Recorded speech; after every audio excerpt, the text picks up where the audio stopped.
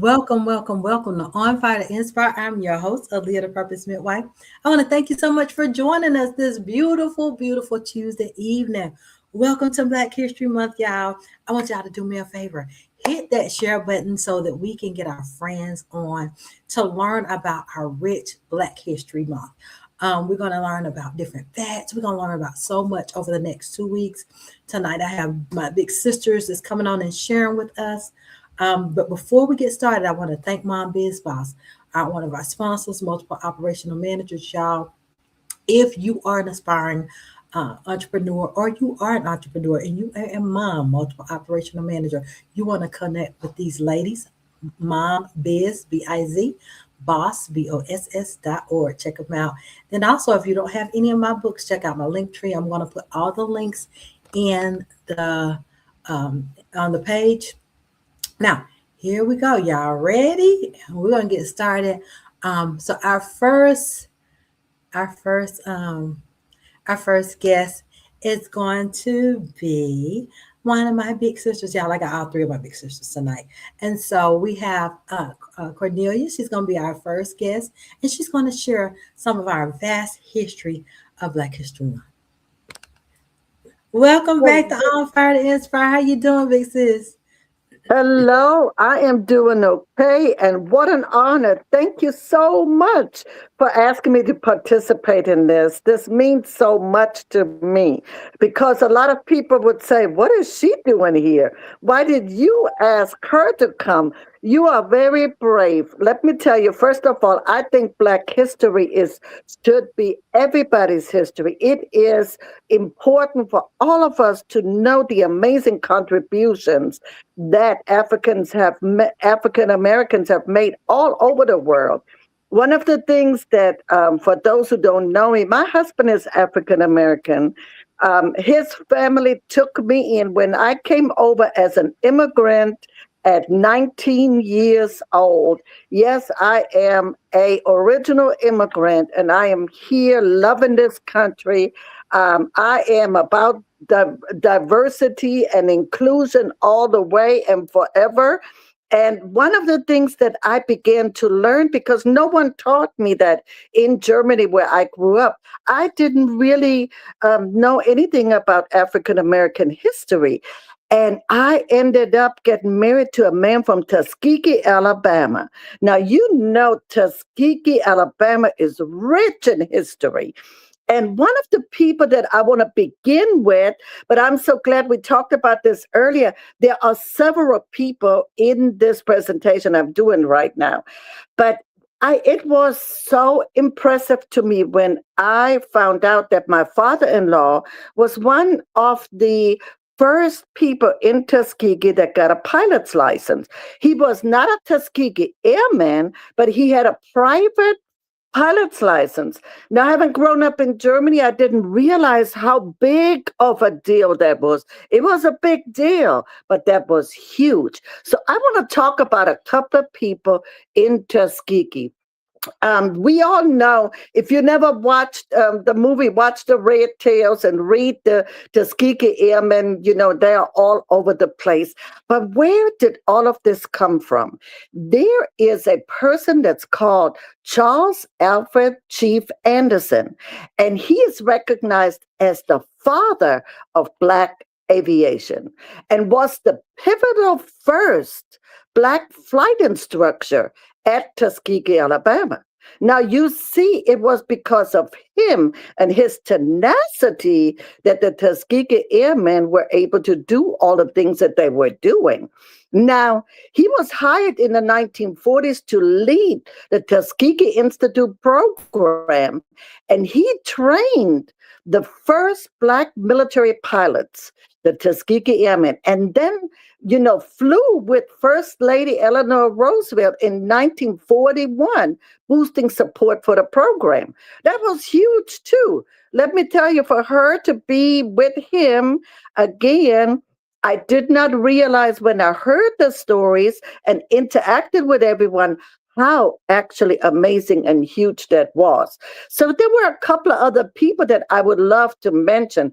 Charles Alfred Chief Anderson, as the chief civilian flight instructor, was essential for this program's success. And he earned his own pilot's license in 1929, guys. That is incredible. After being denied over and over instruction due to his race. Of course, you know that's what they were doing, but they cannot stop. You know what? Evil can never stop greatness. Greatness is going to break through. So the school was chosen to train Black pilots, with Anderson training the first aviation cadets for what became the 99th Pursuit Squadron. And guess what? The Pursuit Squadron came over, was part of the group that came to my neck of the woods, to Germany, to set the Germans free from their evil demonic person that was trying to rule the land. But the field, the airfield, I've been out there many times with my father-in-law and with my husband, and at the actual historical site. It's called Moulton Field, and the site served as the primary training ground for all these aviators. But other early instructors, while Anderson was the primary instructor, other pioneers in this early phase of Black aviation included Dr. Albert Forsyth. I want to make sure I pronounce his name correctly. And he made historic flights with Anderson. Now, listen, one of the awesome things is that led me to investigate a little bit more. And as I'm talking with my beautiful African American family, we discovered also, the first Black airports, Robbins Airport in Illinois. That was established in 1931. My name is Cornelia. So this guy's name is Cornelius Coffey and John Robinson, and they were recognized as the first airport owners. Think about this. First airport owners and operated by Black Americans. And it was a vital training ground for Black aviators and mechanics. So that Columbia Air Center that operated from 1940 to 62 in Maryland. Now then, look what happened. So Robbins Airport, that is located in the all-Black town of Robbins, Illinois, is the pioneering airport and was built to overcome that racial discrimination in aviation. And guess what? They became a pivotal place for the Tuskegee Airmen to come to continue their education. So once again, I am just so thrilled and honored to be allowed to even share about these amazing, amazing men. And the Coffey School of Aeronautics was founded by Cornelius Coffey. And this school operated at Harlem Airport in Oakland, Illinois, and played that major role in training future Tuskegee Airmen. And it all comes back together. So I want to honor all of them, and I want to honor my father-in-law who took me in with all his heart and soul, Robert P. Brown, one of the first private pilots in Tuskegee, Alabama. Back to you. Wow, that is so much. I tell you, every year I look forward to learning more. I've learned more as a mature person than I ever did in school about my history, because we didn't see us, we didn't see our history, and it's amazing that your father-in-law was one of we can't say first Black men, but we can still say that was something that was very, Was especially in huge. Tuskegee. Yeah, that was huge. So that is amazing. Thank you for sharing your facts, and honoring your father-in-law. What was your father-in-law's name again? Robert P. Brown. Robert P. Brown, the late Robert P. Brown. So thank you again for sharing, and we love you. We'll see you soon. Thank you so much. Thank you. Bye. Auf Wiedersehen. Y'all, I tell you, I learn so much every year. Never knew that there was a black airport. Okay. And then she taught us that they were training grounds for the Tuskegee Airmen to continue their training. So that's absolutely phenomenal because we know that because of the color of their skin, that they weren't able to be seen and get the honor that they really deserve. So, oh, I love it. I love it. So, y'all, we're going to continue this learning train. Y'all ready? All right. So, next we have my big sis, Lisa. So, Lisa's going to join us and tell us some more. Welcome back, Lisa. How you doing? I'm good. How y'all Good. doing? Doing well, doing well. So So you're good to gonna see enlighten you. us some more. Yes, ma'am, I am. I am. Thank you so much for the opportunity to speak upon your platform once again. Oh, I thank you. told you I'm a regular. I don't know why you don't have me on here every month. I done been on here about 10 times or so, but I'm grateful. I'm so grateful. Thank you so much. Mhm. Happy Black History Month, y'all. This is an amazing time of the year where we as African Americans, Black people, Black folk, what else they used to call us? Brown people, uh, colored people, People of color. people of color, yes, yes, I love that. All that we can celebrate. We can celebrate ourselves out loud and proud for the month of February. So I love it. So of course I am, if you are new to me, Lisa Stringer Bailey. I am a financial educator, financial coach, and a money motivator, and I am a life insurance agent. So tonight I want to talk about the history of life insurance. Okay, I know that's something don't nobody want to talk about. Ain't nobody trying to hear it because don't nobody want to know, don't want to think about dying or whatever. But Lord Jesus, we all gonna die one day. So my hope and prayer is that we can get over that fear, right?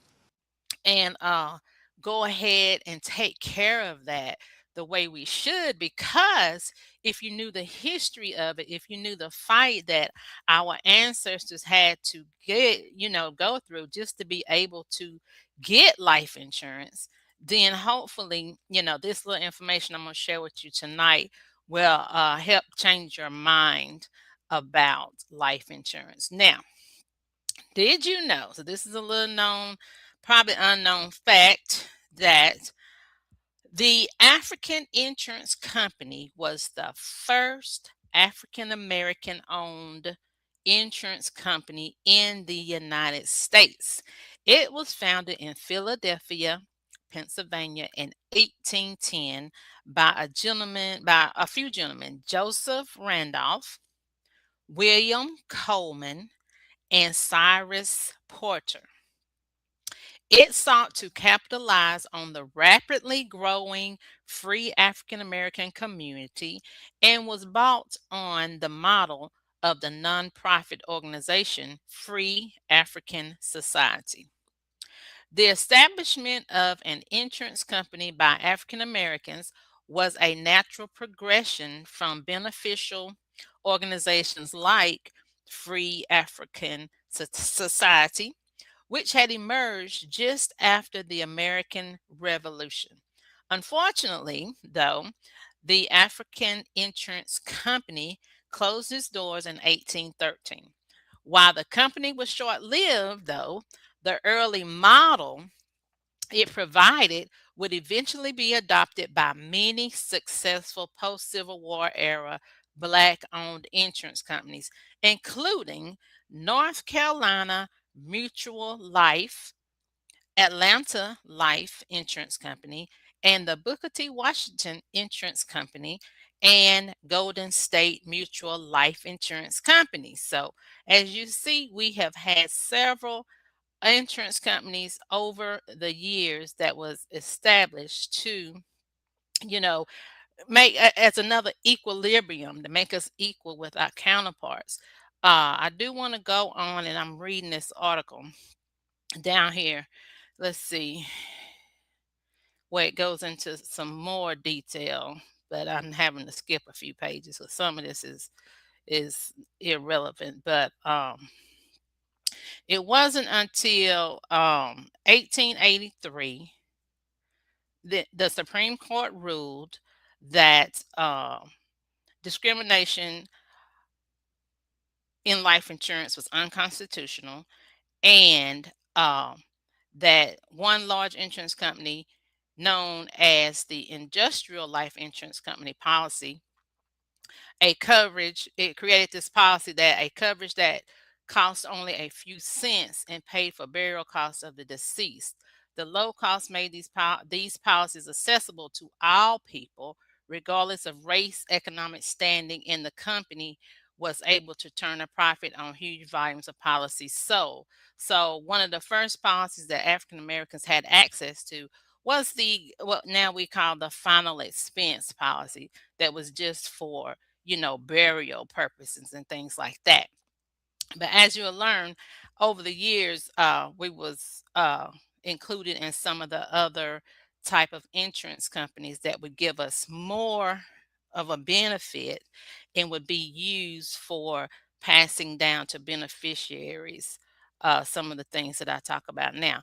Now I want to just quickly pivot to some more information, and I want to give credit to one of my sisters and friends in the insurance industry, Dr. Terry Alford. If y'all want to follow her on Facebook, she made a post about this. I shared it to my page. So if y'all follow me, definitely go to my page and look for Dr. Terry Alford. She has a insurance company called TNA Financial Group, TNA Financial Group out of Texas. But she wrote this, and this was some history too that even I didn't know until I saw it on her page. Now she says up until 1964, which was a mere 62 years ago, if you really think about it, it ain't that, short ago that we got access to these life insurance policies.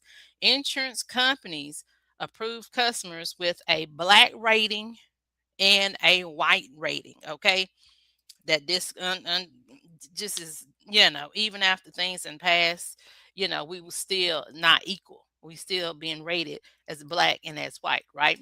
So most insurance companies only allowed black customers to get the barrel insurance, and I just said that a few minutes ago, or enough just to cover the final expenses. That used to be all we could get, but times have changed. Now, up until the Civil Rights Act of 1964, black policy owners were only charged 30%, were often charged. Hold on, let me say that again.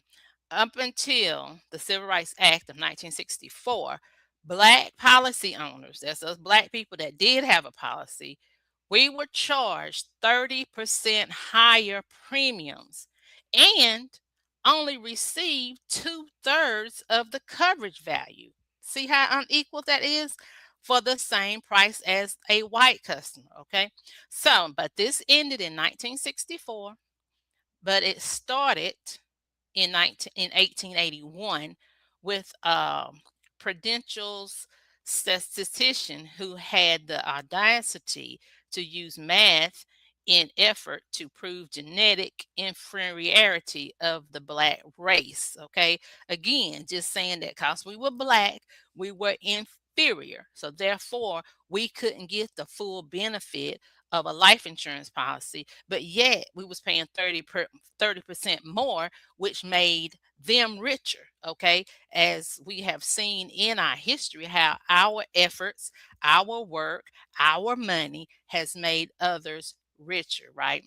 Okay, so um, other insurance companies followed suit when they announced insurance policies with black adults would be worth one third less than that the same plans held by white people. And then she said she even learned that some insurance companies blocked agents from soliciting to African American customers and denied commissions for any policies issued to black customers. Okay, so that was just part of some history that she was sharing on her page. She did say that banks make more money from investing in black owned life insurance than we know. U.S. bankers' cash value is over $200 billion dollars. Okay, insurance is big business. Okay, so my whole thing is, why wouldn't we, as African Americans, after we had to fight, for equal rights and everything else, not also take advantage of a policy of the life insurance, of getting life insurance, so that we can pass it down to our beneficiaries, just like the other races did. um, and then just one more thing I wanted to share. Charles Clinton Spalding was the gentleman that started that North Carolina Mutual Life Insurance Company in North Carolina. It was one of the largest black-owned businesses with over $40 million in assets when he passed away. So just to say, life insurance is important, and it's a part of history that we really don't know about, or read, or have never heard of. But I just think it's amazing, what we don't know. When we don't know something, we don't get the advantage of it. And this is something where I always tell people we can take advantage of it for a small amount of money, and be able to leave it to our family, our children, and our children's children, for their future. The Bible speaks of us being able to take care of our children's children, but how can we Correct. take care of our children's children when we're not preparing to take care of ourselves? That Right. should not be a hardship on our families. And Correct. so, yes, if we learn, I knew about New York life because living in Georgia for that length of time, I think I visited. Isn't there like a home that you can visit for the owner of down there? I'm not sure. In Atlanta, hmm I want to yeah. say I went to the home. It was like a museum for Mhm. the family, and I can't remember the name. Oh my Lord, it's been so long ago. Yeah. But I remember that every Black History Month, every year, I would make sure that I learned something new intentionally, and so it started being put on my heart that that's what we did for the show. Because Sophia was saying this is so informative. Yes, because we're not taught about our history, and so Right. it's no longer time for us to not know, and it's no longer time for us to be doing these GoFundmes when we can Right. have somebody like Lisa to educate us on what we qualify for, so that Yeah. we can have that leaving some legacies to our children's children, and no Yeah. longer making our children figure out, well, how we gonna put mom in the ground? How we gonna put daddy in the ground? And we Uh-uh, shouldn't have to do that. We shouldn't have to they do should. that. They You should. know. So it's Absolutely, just one of absolutely. those things that our people fought for. You know, our ancestors fought for this right to have life insurance, and we need to take advantage of it. And one of the notes that I took and I posted in there, I'm like, so we were charged 30% more, yet we didn't qualify for the regular or equal coverage. And so Exactly. that is, oh Lord have And mercy. that was just to make them rich. Okay, that 30% more, Yeah, that was just to make them rich and yeah. richer. And, because we don't know no better. And when you don't know any better, you can be taken advantage of. But now That that we part, know better, now that part, that we know better, we we got have to do better. the Lisa Baileys of the world with triple money management teaching us better. So we do better because we're learning. So we're looking forward to seeing you again. I think that's April. That's your financial month, isn't it? Yeah, April is Financial Literacy Month. Yes, yes. Hmm. So we're looking forward to seeing you. Let us know when you're coming back because you always give us some great, great nuggets on that. And I'm trying to teach my children because they're in their 20s. And so Yeah, teaching them now is the time to do so. now While is the it's time. inexpensive, while, Girl, and if I knew in my 20s what I know now, honey, oh my goodness. absolutely, Woo. absolutely. Mm, This is the way to financial freedom if you mm-hmm. understand how If to you do it. understand it, yeah. And the key fact is doing it early. It Doing doing it it early. early. Yes, yes, yes, yes. So Absolutely. thank you for coming You're back and sharing with welcome. us because I learned yet again tonight even more about that because I didn't have a clue. I knew about New York life, um, and I knew about it was a couple of other ones I knew Not about. New York life. You I mean, talking not about New York, North Carolina? North Carolina life, Yeah, and the the one in North Carolina. Atlanta. What's that one name in Atlanta? The Atlanta. It was originally the Atlanta Life, but I think it might have changed over the Okay, years. the Atlanta life. I knew about Uh Atlanta. huh. That's the Uh one. huh. Atlanta life. I knew about Atlanta life, and it was another one, but I did not know about some of the other. I just learned so much. So thank you for sharing with us. You're We so appreciate you. welcome. All You're right, we'll welcome. see Thank you. you for We'll see you having me. sometime in April. Okay, I'll All be back. right. Okay. Bye bye. Yeah. Are y'all learning like I am? We need to be lifelong learners, y'all. It's not about getting too old to learn. No, we should all look to learn, especially about our history, because it's being threatened to be erased. So some of the things threatened to be erased, and some of the things being threatened to come to life. We didn't know any of this stuff that Cornelia shared with us, that Lisa shared with us. We didn't read it anywhere, but they know it. And like with Cornelia's situation, her father-in-law was a black man with a pilot's license in Tuskegee, Alabama. Baby, that was unheard of. You hear me? And so we're gonna bring my sister Terry up, and she is going to enlighten us even the more. Y'all ready? Put on your seatbelts. Let's learn some more. Here we go. Hello, Welcome, hello, Terry. hello. It's good to see you. Good to see you. Good to see you. So we're ready to learn. We're excited. You ready? You ready? All right, Yes. awesome. I am going to, do I need to tell everybody who I am? I feel like I'm here all the time too. I felt like Lisa. Go ahead and share who you are. So I'm Terry Bird, and I am a holistic wellness coach. I live here in North Carolina. Originally born and raised in New York, and when I get excited, I start talking really fast. So y'all just flag me if I'm moving too quick.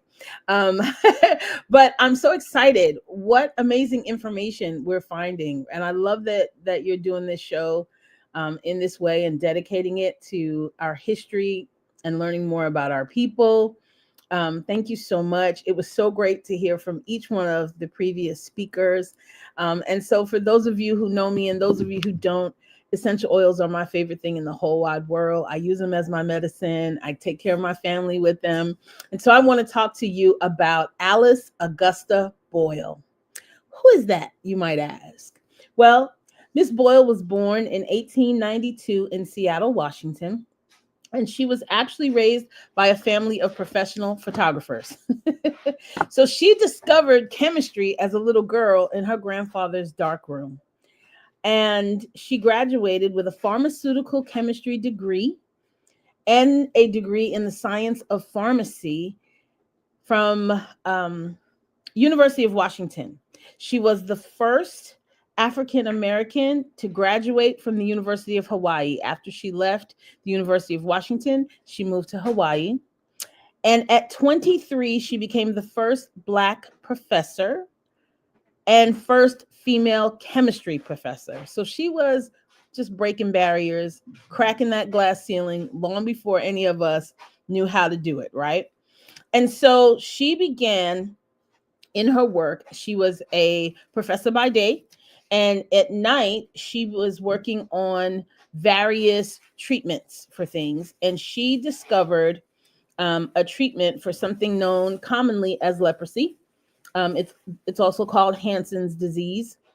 And at the time, the only cure for it was an oil that they would extract from a tree that was primarily grown in India or in Sri Lanka, and it was called chalmugra. It is called, I should say, chalmugra oil.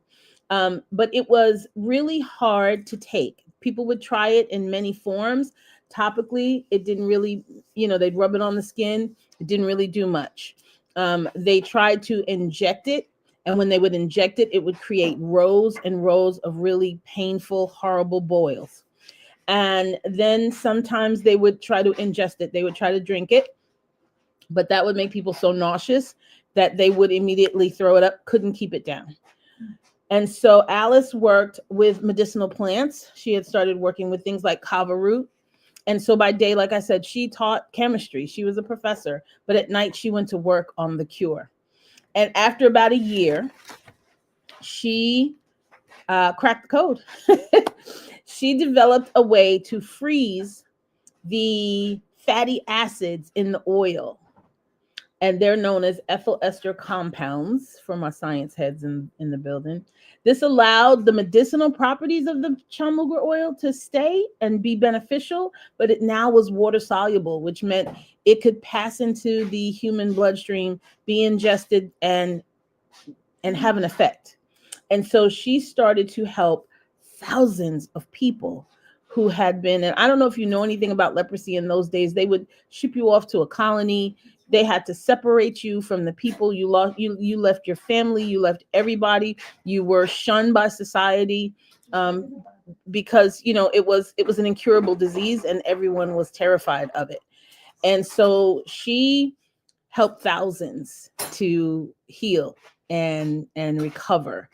And she never got the chance to publish her work.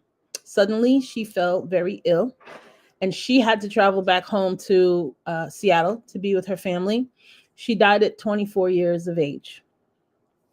And her graduate advisor, Arthur Dean, then started continuing her experiments and things, and he started publishing papers. And he even named her method the Dean method. Of course, he named it after himself. We call that the stealing method nowadays. Now, I'm going to say at 23 years old, she develops a cure. Now, this is just my side note. I am a true crime buff, and I am if CSI is playing, I'm there figuring it out. I'm going to say at 23 years old, for a healthy woman, a Black woman, first Black professor to develop a cure. And she suddenly gets so sick that she dies after she finishes her work and can't publish it. And some dude comes along and takes credit for her work. Well, I'm going to say that maybe nowadays we would have run an autopsy and we would have maybe had some murder charges brought up. But we're talking about the 1800s, the 1900s. So it couldn't be that way. He named it the Dean method. And at the time, Dr. Harry Hale even tried to tell people about Alice and her work and what she had contributed to this. But of course, nobody wanted to hear that back in those days. Not only did they not want to hear it about a woman, but they sure didn't want to hear it about a Black woman. And finally, in 1977, a poet, Dr. Catherine Waddell Takara, and a retired federal worker, Stanley Ali, found Alice's records in the archives at the University of Hawaii. And they did everything that they could to publish the truth, to spread the word. And now we know this process today as the Ball method. So I credit Miss Alice as the reason why I get to take my great essential oils, take a deep breath, relax, feel good, feel better, because she made an oil that was basically useless to anyone. She found the process to make it water soluble, and that way it can be absorbed by the cells and it can be used. And I believe I'm crediting her. No one said this, but I'm crediting her with the reason why we have essential oils today and why they're so powerful, because it was that work that began back then to make it so, right? Everything comes down through the ages. So I hope that you will, the next time you reach for an essential oil, think of Miss Alice and tip your hat and thank her. I tell you, I learn something new every time. So this woman, as she's getting ready to release her work, she falls ill. Yeah, I'm not a CSI girl, but I would have said, do an autopsy, do it. Yeah. And We need to gather some evidence here. yes. And she didn't get to. And then not only did you bring it forth, you didn't give her any kind of acknowledgement for it. No credit whatsoever. That is no credit whatsoever.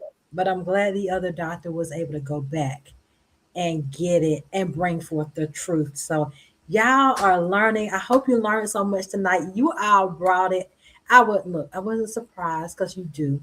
So we thank you for sharing about Dr. Alice. And wow, she was 24 Only 24 when she 24 when passed. she passed. Yeah, 23 when she started the work. It took her about a year, but she figured it out. I can only imagine how smart and what Yes. a brilliant woman this had to be to look at something that was basically waste for most people Right. and say, no, there's got to be a way. Those are those things that I say, those are those God given talents. Those are the things that can't be taught. That's that thing that burns in your heart when God is saying, hey, baby, try this, do it this way. I wonder what those long nights in the lab look like for her. Mm-hmm. Had to be pretty amazing. And I think that's something that we all can carry from that story as well, right? Even those whispers when the rest of the world says it can't be done. Mm-hmm. Nobody's ever done it. You can't do that. Who do you think you are? God's got you, baby. So do it. Take that step. Write the book. Start the business. Whatever it is, do it because he's already gifted you to do it. And even if you don't get the credit on this side of the world, God keeps the records. And he knew one day, all these years later, we'd be sitting on an on fire to inspire, talking about Miss Alice and sharing her story all these years later so that women who look like us can remember, hey, you got this. And it doesn't matter what people say, and it doesn't matter what they tell you. You just keep listening to that little voice. And maybe in the middle of the night, you're doing what you do because during the day, you're somebody else. But in the middle of the night, right? You just keep doing what God tells you to do, and it'll come to pass. Absolutely, absolutely. And I don't know who that word was for, but that right Woo! there, it was such a strong pulling that she was able to release that for somebody. Yeah. And so there was somebody who had been questioning, but yet there's something that's been burning and bubbling. Yes. And so it's time to wake up because guess what? You are Black history. And now is the time.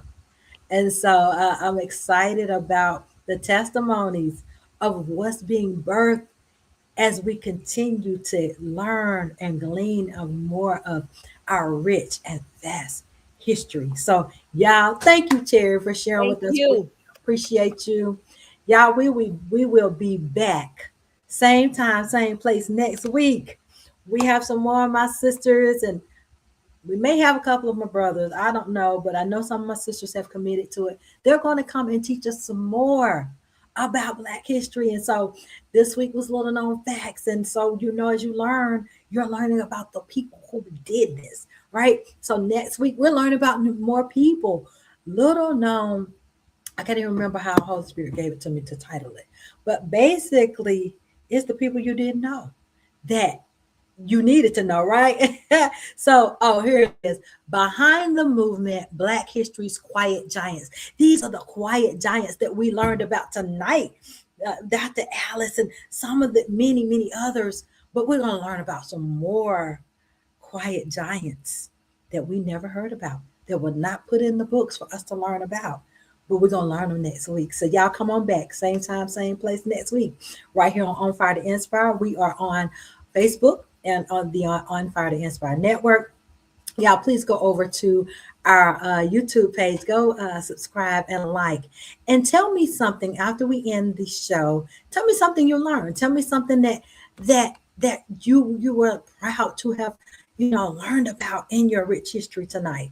So again, that's Aaliyah, the Purpose Midwife, over on YouTube. Subscribe and like. And we are live as well on LinkedIn. So share it with a friend, share it with your family members, because guess what? We can't be erased. Why? Because we are making history every day, but we need to learn about how far we've come to learn that there's so much more to do. All right.